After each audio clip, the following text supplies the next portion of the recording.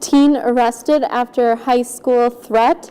Hiking fatality at Peninsula State Park. Popular Netflix series returns in October. These stories and more coming up on Community News Review. This is Community News Review, a service of WSCS TV, news content provided by WHBL.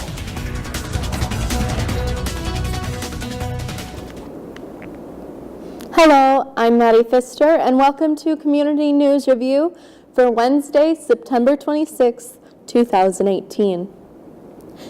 The U.S. House of Representatives will vote Friday on legislation that would make permanent President Donald Trump's tax cuts for individuals, House Tax Committee Chairman Kevin Brady said on Wednesday. Brady told Reuters that the House Republican leaders laid out the voting schedule for what Republicans call Tax Reform 2.0 at the morning caucus meeting. Two related tax bills on retirement savings and tax breaks for startup companies are due for voters on Thursday, Brady said. The U.S. House of Representatives subcommittee will weigh sports betting at a hearing next week following a Supreme Court ruling on the issue earlier this year, the congressional panel said in a statement released on Wednesday. The September 27th hearing by the House Judiciary Committee's Crime Subcommittee will include representatives from the National Football League, the gaming industry, consumer advocates, and a state gaming control board, the statement said. Today is National Voter Registration Day, and voter advocacy groups are working hard to get people signed up for the general election. Election advocates across the country are gearing up for a major day of helping people get to the polls. Eileen Newcomer with the League of Women Voters says you've got groups across Wisconsin ready to help people ensure that they are ready for the November elections.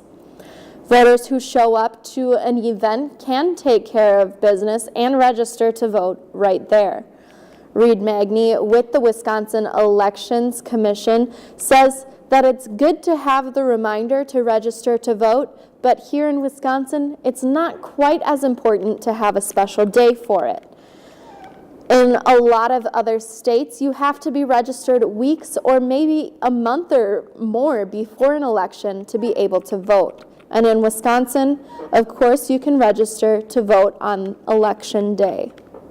You can sign up to vote at myvote.wi.gov or by heading to your local clerk's office. Make sure to bring proof of residence, like a lease agreement or a utility bill in your name. National Guard soldiers from Wisconsin will be deployed to Afghanistan this winter. The deployment will be a historical one for the 2nd Battalion 127th Infantry. This particular deployment will mark this particular brigade's first ever deployment to Afghanistan. Joe Travato, spokesperson for the Wisconsin National Guard, says they previously served in Iraq on 2 occasions, and this deployment will have them be part of the NATO-led Resolute Support Mission. There will be approximately 400 soldiers across the 127th Unit, which are largely concentrated across the Fox Valley area. The Wisconsin National Guard says the 127th Infantry 2nd Battalion includes soldiers from Clintonville, Green Bay, Fond du Lac, Marionette, Ripon, and Waupun. There are between 10,000 and 12,000 troops serving in Afghanistan, and our troops would fall in that mission. The soldiers previously served in Iraq from 2005 through 2006 and 2009 through 2010. State health officials hope new data released Monday will encourage more people to get a flu shot. The Department of Health Services reported 379 people died from the flu last year in Wisconsin. That is double the number of the flu-related deaths over the previous influenza season. DHS officials say 7,520 people were hospitalized last year because of flu-related complications, and only 36% of the state's residents got the flu vaccination last year. A teen in Durand is accused of making online threats through social media against a school. Prosecutors say the 17-year-old Jacob Gunderson to threaten a shooting at Durand, Arkansas High School. Gunderson was charged Tuesday with making terror threats and writing a threatening computer message. Investigators say he posted the threat on Snapchat around 7 a.m. on Monday morning, and he was then arrested about 2 hours after the message was posted. Gunderson is not a student in the district, and the motive is still unclear. There was an extra police presence at the school while the case was investigated. A statement from the school district said, "We want to thank those students who reported the situation immediately and encourage parents to talk with their children about situations like these." The Door County Sheriff's Department says a 70-year-old hiker fell to his death Sunday in Peninsula State Park. The Elkhart, Indiana man was hiking with his wife in the Eagle Bluff Lookout area when he slipped and fell around 2:30 p.m.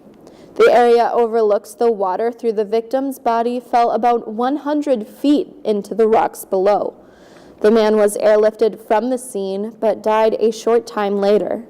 His name has not yet been released, and foul play is not expected. A sequel to a popular Netflix series will be available next month. Making a Murderer Part 2 will look into updates in the 13-year-old Wisconsin murder case and will be available on Netflix on October 19th. The series covers the 2005 murder of Teresa Halbach in Manitowoc County, and the first part of the series looks into the arrest and convictions of Stephen Avery and his nephew, Brendan Dassey. Part 2 examines the appeals that both men have pushed since 2015.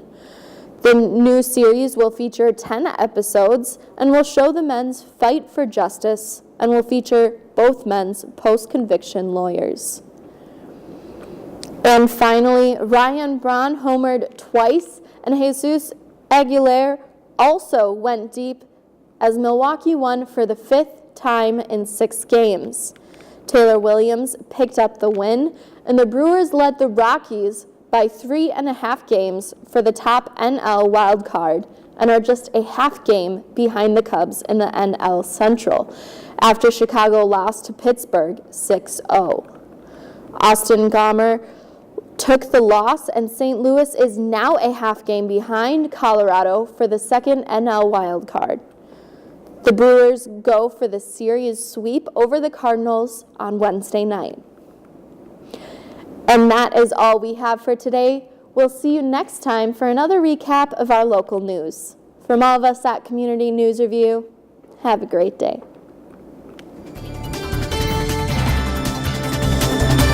News content for this program provided by WHBL in cooperation with WSCS TV.